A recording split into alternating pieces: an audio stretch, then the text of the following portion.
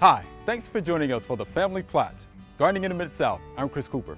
Roses are the quintessential garden flower. Today we're going to show how to keep them blooming and happy all year. Also, once the fruit comes off the tree, what do you need to do to get it ready for fall and winter? That's just ahead on the Family Plot, Gardening in the Mid-South. Production funding for the Family Plot, Gardening in the Mid-South is provided by the WKNO Production Fund, the WKNO Endowment Fund, and by viewers like you. Thank you.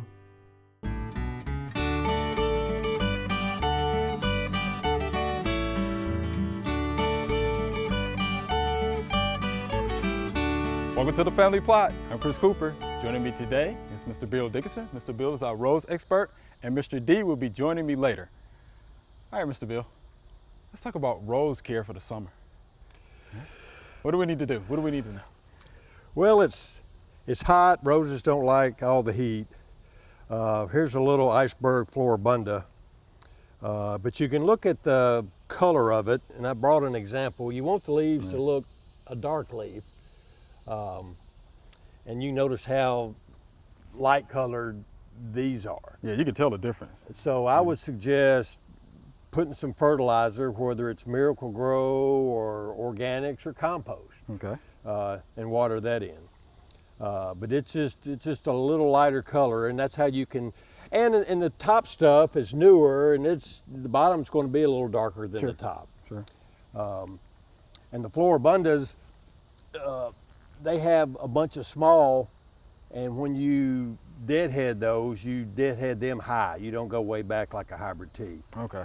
But the fertilizers, I'll start with my horse food.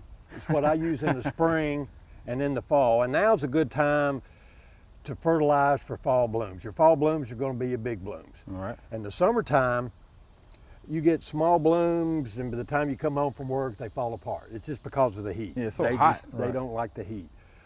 This is alfalfa pellets that you get at the feed store. It's $15 for a 50-pound bag, goes a long way. A handful or two around the outside of the drip line. Okay. And alfalfa pellets are what, nitrogen source? That's just a slow release nitrogen, plus it adds to the soil, the amendments to the soil. Okay. So you got alfalfa pellets, and you've got cottonseed meal. Oh yeah, that looks good. And the cottonseed meal, you just take a handful and just kind of sprinkle it around. My go-to, I do in the spring and maybe once in the summer, but then right about now is I'm looking for those fall blooms where you're going to have a rose will go from golf ball size to softball size. Wow, okay. With that long, cool growing spell.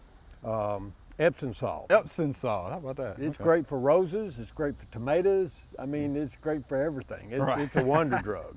About a cup a bush, just kind of sprinkle it out. You can also use any of the Miracle-Gros or the Right. Peter brand water soluble. It's a little more instant, and if you got a bush that's kind of getting droopy and the heat's hitting it, it'll perk it up. It's got all the good micronutrients in it. Okay, that's good. And then at that point, a hardwood or a pine compost, but even good old-fashioned leaf. You got Yeah, a leaf just leaf pile. litter, right.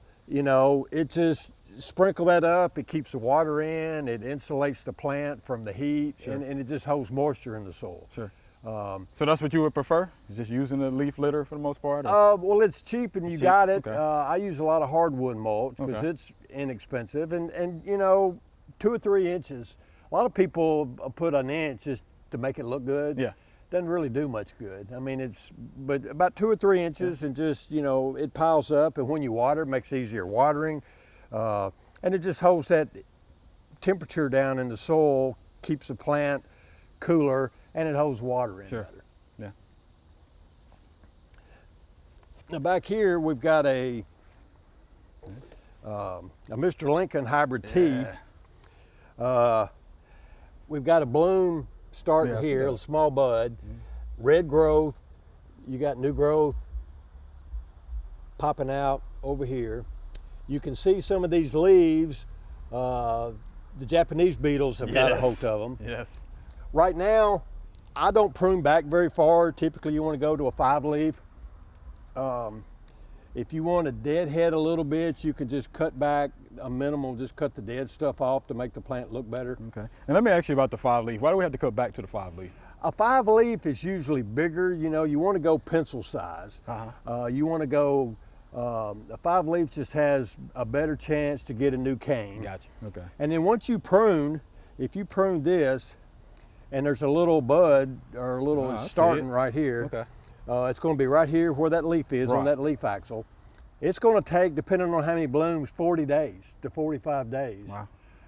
Once you cut this off to get a cane to start, leaf out, and then a bloom. Okay.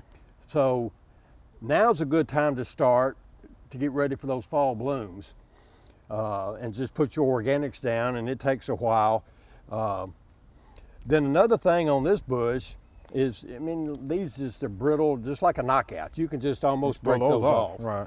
Now here, it's the reason we deadhead. You've got a rose hip, and that's making seeds, and you want to deadhead and cut those off, because if you don't, the plant thinks it's produced, and it starts sending slowing it- down. yeah, okay. It's done its deal, and it'll, you cut those off, and all of a sudden it's, you know, everything starts over again, and it's trying to reproduce, and that's where you get your new blooms. Okay. All right. Now you always want to cut. There's some dead wood in here. As soon as you see dead, you want to cut that out, because if you don't, it could go down and you'd lose a whole cane. So as soon as you see dying part, and here, there's a hole in the middle. Yeah, it's a hole in it. Well, a cane borer went in there, dug a hole, and it's just going to die. So you want to, that's why you use the old-fashioned, was you'd use glue. Yeah. Just yeah. a little I've heard about outdoor that. Elmer glue works great. Okay. And just kind of wait. And if you were going to prune this, once it cools down and it's an obvious drop in temperature and the plants are getting ready for the big blooms in the fall, you could take that bush down to here and here, maybe to here, and then you'll get big blooms and a lot of new growth. Okay. On the ends, you can see here, there was like 3 places. Well, what happens is, see how small the canes are? Yeah. Well, you're gonna have little small blooms. And so typically I would cut that back to here somewhere. And then you're gonna get one big bloom instead of a bunch of small blooms. So you prefer the bigger blooms as opposed to the smaller blooms? Well, in the Especially in the- summertime, yes, Okay. they're going to Yeah. be small. Small, But right. in the fall, you want those big blooms you take in the house and or give to your friends and neighbors, Sure. church people, shut-ins. And so typically, that's going to be weaker. That's why some of the knockouts get so big and Oh, yeah. tall. And if you cut it back a little bit, you'll just get much more growth, and it'll be bigger blooms and much prettier. Gotcha. Versus, because everything's coming at the top of the plant. Gotcha. Okay. Do we need to be concerned about, you know, those leaves that are eaten by the Japanese beetles? I mean, you just leave them on there. Does it matter? Depends on the company's coming. Okay. That's Okay. if you got people coming over to your house, you might take those off. But right now, you've got some green, and that's feeding the plant. The roots take it in, greens up the leaves, and that's what's feeding your blooms. So I leave as many blooms on now in the heat as you can, and then right about into August, 1st of September, I'd cut them back. I'd fertilize real well, and just sit there and wait on the big bloom. Wait on the big bloom. Mr. Bill, we appreciate that demonstration. Well, my pleasure, Chris. Hopefully we'll have big blooms at the end of the season, right? We should, and you know, you can cut these off or you can leave them. It's not a big deal. Not a big deal. Thank you much. Thank you. Appreciate that.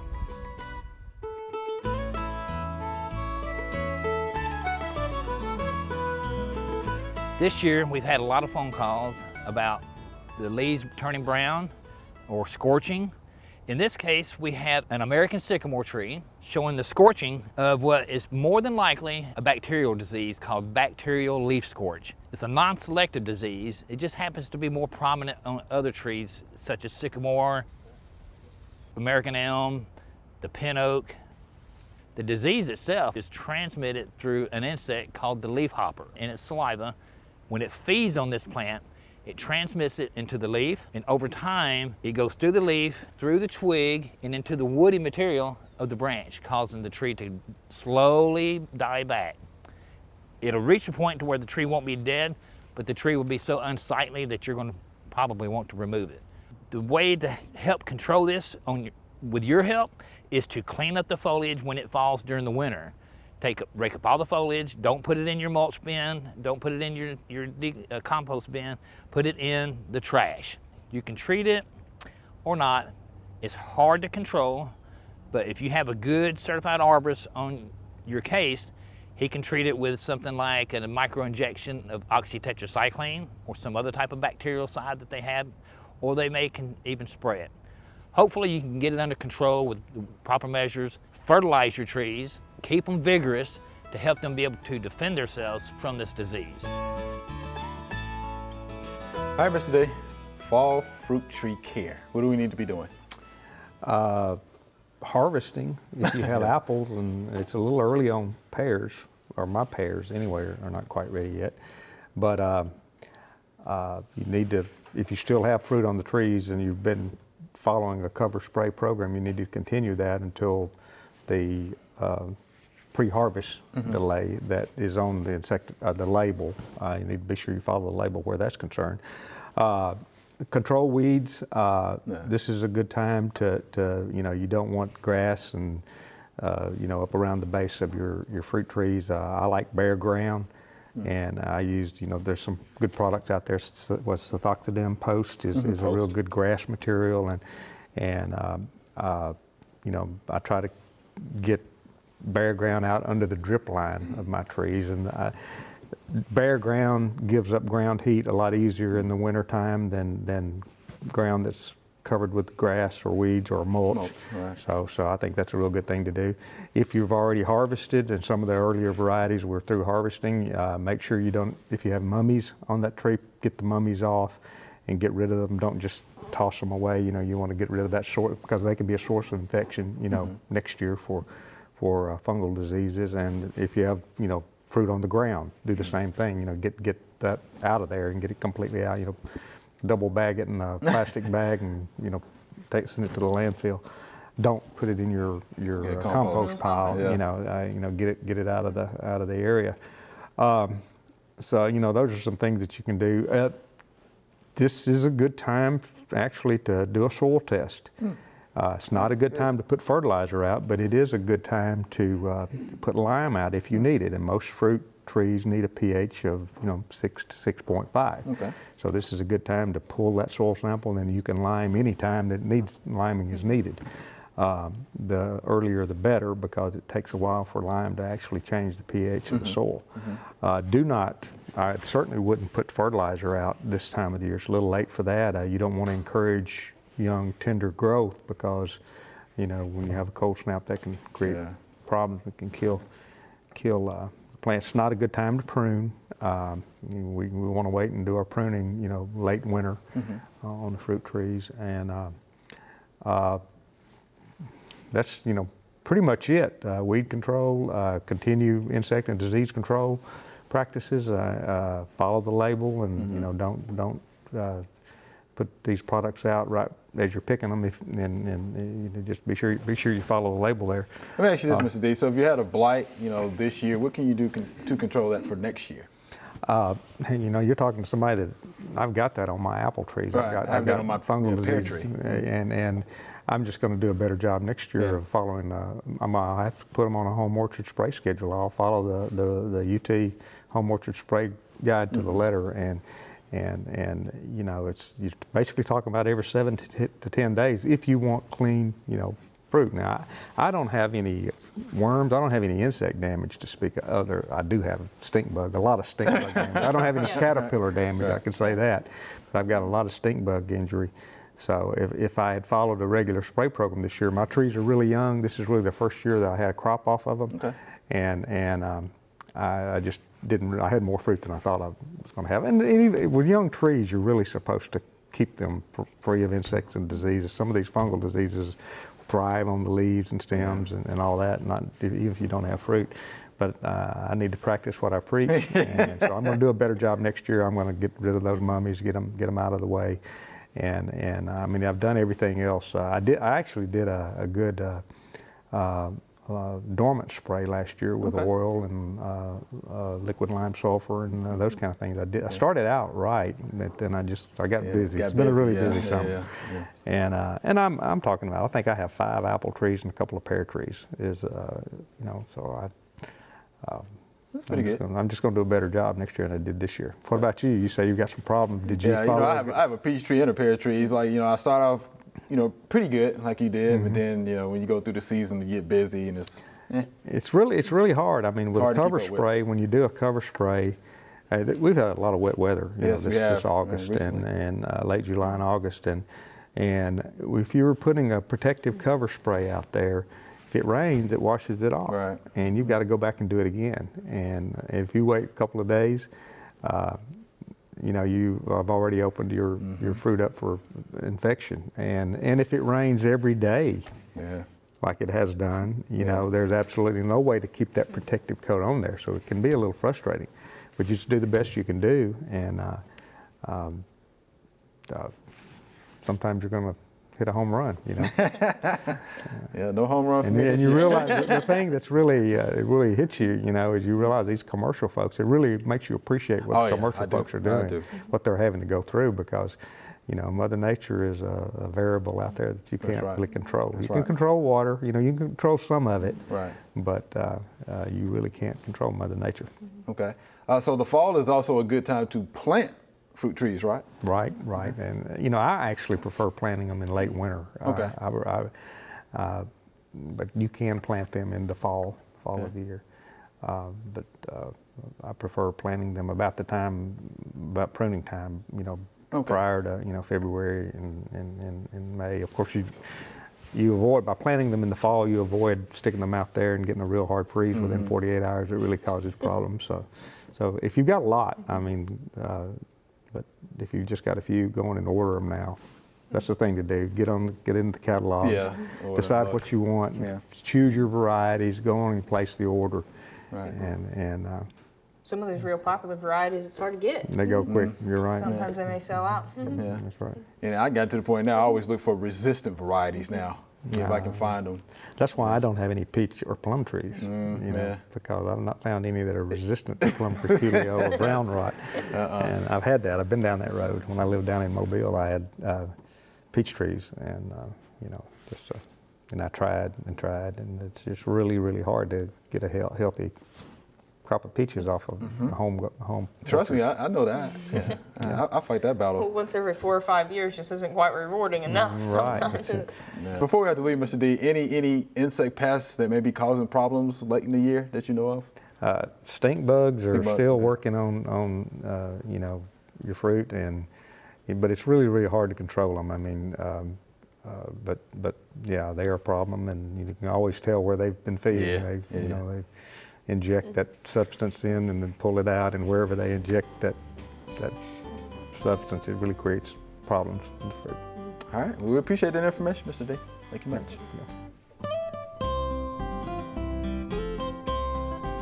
Last week we talked about how to mix up malathion to control mealybugs on this mandevilla.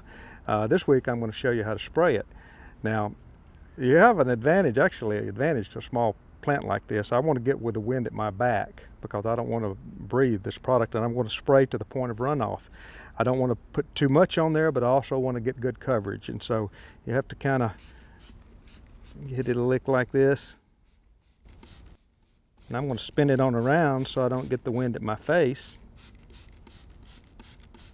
Again, rubber gloves are very, very important when applying pesticides with a bottle like this.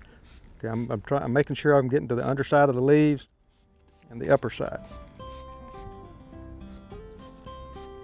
I think that ought to do the trick. Here's our Q&A segment. Mr. Beer, you ready? Ready. These are great questions. Here's our first viewer email. I have a bunch of rose bushes where the leaves have black spots on them. Then the leaves all fall off. What do you think is causing this? The roses still bloom but do not have any leaves. And this is Kenneth in Millington, Tennessee. Mr. Kenneth, we have our rose expert here today. So black spots, we hear that a lot. What is that?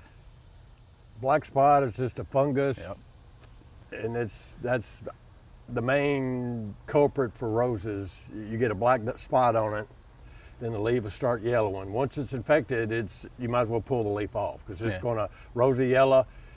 Then the leaf will fall off. You want to blow those out from under it. Spray a fungicide, Yeah. and then just wait and shoot. And they'll leaf back up. They just go dormant. They'll leaf back up, and then they'll start again.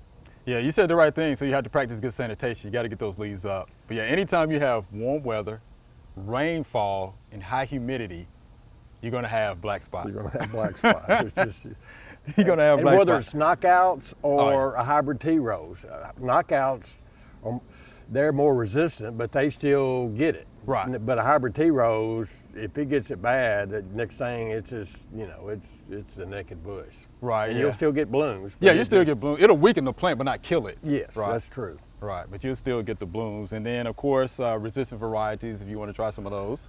But for the most part, people want to use a fungicide. I mean, you can, but it's going to be a lot of spraying. You have to read and follow the label on those. And just take your blower if you got a lot of that, same in the fall or the spring, is just take your blower and get rid of that. Blow that out from under your Right. bush and haul it off to the garbage can because that's just, the spores are just sitting there. Yeah, right. All right, so there you have it, Mr. Kenneth. Hope that helps you out. But yeah, black spot, major disease of roses. All right, here's our next via email. I've gardened in the same raised beds for about 6 years. As you can see, things are growing well in the photo, other than tomatoes. Early blight took a serious toll on my plants. What is the best way to correct disease pressures in the beds for next year? Compost? Paul from Memphis, Tennessee. So what do you think about that? Same raised bed for 6 years, wants to decrease the disease pressure. I would say he probably adds some more amendments, and they've used up a lot of the nutrients in there. Just add some kind of compost or amendments. And the main thing is check the pH. Okay. Some of those salts I was and gonna mention things, you can send them off to the county extension agent. Yeah, we'll take care of that for you. That's right. And for $8, $10, $12, I had a lady with the rose bed a while back, and her roses didn't look too good. And I did the pH, and I did a soil sample, and it was like 5.4. Wow. Yeah. And a lot of pine mulch and pine needles, and you couldn't get down. I had to dig to get down to soil. Right. But it was 10 times more acidic Right. Yeah. than acidic, it should have right. been. And those plants, they won't take nutrients up if the pH is off. Right. So yeah, definitely do that. Soil fertility is everything with pH. But I'll tell you something else too. Yeah, adding the compost will be good. How about crop rotation? Do not grow your tomatoes in the same place every year in your raised bed. Right? Move those around because those spores are there year after year after year if you don't move that tomato plant around. Early blight, of course, we know is one of the major diseases of tomatoes. So I would practice crop rotation. I would move those tomatoes around. And they've been preaching that since the 40s. Yes, you got to do it. You just, because a tomato's going to use all the nutrients. Clover or peas. I've thought about farming. Just plant some peas one year instead of corn and let that ground build up because you're just taking everything out of the soil and you have to fertilize it all the time. Right. That helps with the fertility. There's no doubt about that. But It- yeah, it crop does. rotation and helping with that fertility, I think, are good things for you to do, Mr. Paul. Appreciate that question. All right, here's our next via email. How do I kill wild strawberry plants? They're all over my yard. I've tried weed killer for 3 consecutive years, but they appear again. And this is Anil on YouTube, the wild strawberry plants, which are broadleaf weeds. So you would need a broadleaf herbicide, something that contains 2,4-D, MCPP, and dicamba. Folks, read and follow the label. The best time to apply this though is when that plant is going to be actively growing. And guess when that's going to be? Spring, fall. When they're young and tender. Spring in the fall. That's going to be the best time because in the summertime, it's just too hot. Yeah, it's just too hot. And a lot of your weeds, grow because you're grass or you don't have mulch. Right. And it's just not a good soil for plants. That's right. And that's where you get your weeds. They Exactly right. thrive in a desert of poor soil. So if you could if you could add some amendments, you'll start getting grass or on the flower bed. If you mulch, you keep that from happening. You're exactly right. And I always tell folks, let me go back, cultural practices first. Make sure you have the right grass species for that area, okay? Because if not, the weeds are going to outcompete the grass. So culturally, make sure you're fertilizing according to the soil test, watering deeply but infrequently, okay? Take care of those problems, you should be okay. But if you have to use an herbicide, which is what I think he wants to do here, a broadleaf weed herbicide would do it. Read and follow the label. Spring, fall. Again, not while in the summertime. You don't want to spray any of your pesticides when it's above 85 degrees, okay? So that's why you would do that. So, Anil, we thank you for that question. Hope that helps you out. Mr. Bill, that was good. Thank We you. made it through. Thank you much, sir. Check pH again. pH is always important. Remember, we love to hear from you. Send us an email or letter. The email address is familyplot@wkno.org, and the mailing address is Family Plot, 7151 Cherry Farms Road, Cordova, Tennessee 38016. Or you can go online to familyplotgarden.com. That's all we have time for today. Thanks for joining us. FamilyPlotGarden.com has over 1,000 videos about gardening, including rose planting and care and fruit tree care. Go check them out. Be sure to join us next week for the Family Plot, Gardening in the Mid-South. Be safe.